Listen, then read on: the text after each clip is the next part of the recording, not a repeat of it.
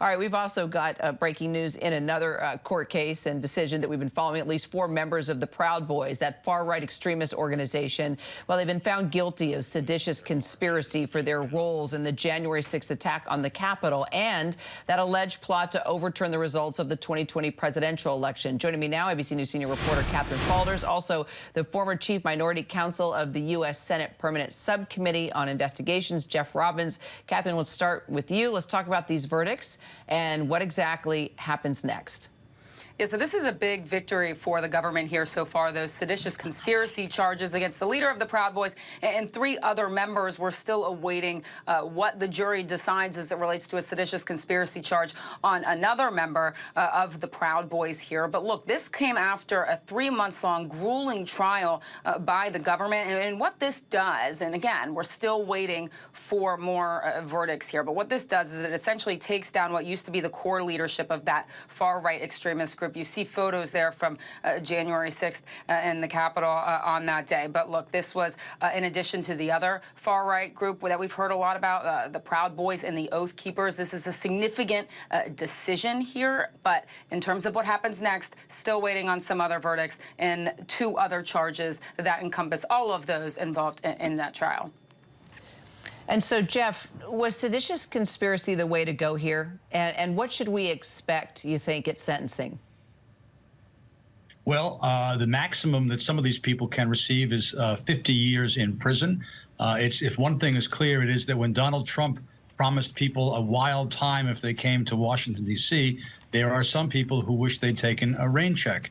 And what we're going to see is not just pretty stiff sentences handed out here, but moving against several categories of people with the benefit of these prosecutions under their belt for conspiracy. There are dozens of people who may be tied up in some respect with the January 6th issue, with the phony electors issue, with the purloined documents in Mar-a-Lago issue, who have reason to be concerned about these, yet one more successful conspiracy prosecution. And beyond that, there are no doubt hundreds of people who have been engaged in domestic terrorism, extremism, white nationalism, who have more reason to fear as a result of this verdict that DOJ may be coming after them next. So it's a very big deal, just exactly as Catherine has said.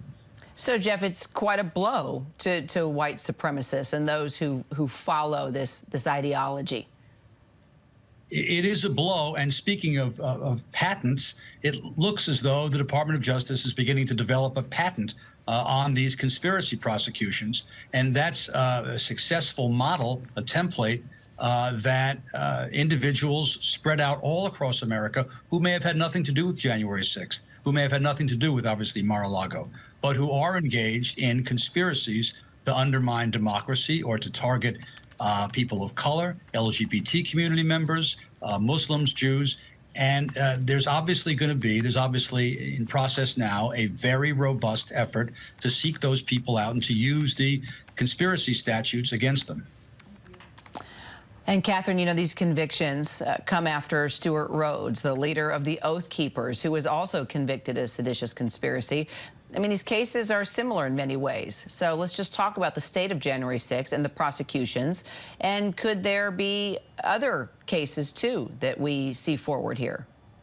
There could be, Kira, and they are similar in many ways that they involve that seditious conspiracy charge. We know this is the biggest investigation in the Department of Justice history. They've charged more than 1,000 people. They're looking to identify more than 1,000 additional people who they seek to identify here. So there will be more trials. This is the last one relating to seditious conspiracy that we know of. But I think what's key here is when we talk about the Proud Boys and the Oath Keepers, the leader of those 2 groups, they have charged and convicted 2 leaders of these groups who were not physically at the Capitol that day. That could be significant in the special counsel's investigation. Jack Smith, for example, who is also investigating January 6th and investigating people who weren't physically there. That could signal potential conspiracy charges down the road. Of course, this is all tied together, Kira.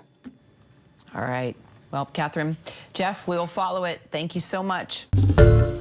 Hi, everyone. George Stephanopoulos here. Thanks for checking out the ABC News YouTube channel. If you'd like to get more videos, show highlights, and watch live event coverage, click on the right over here to subscribe to our channel. And don't forget to download the ABC News app for breaking news alerts. Thanks for watching.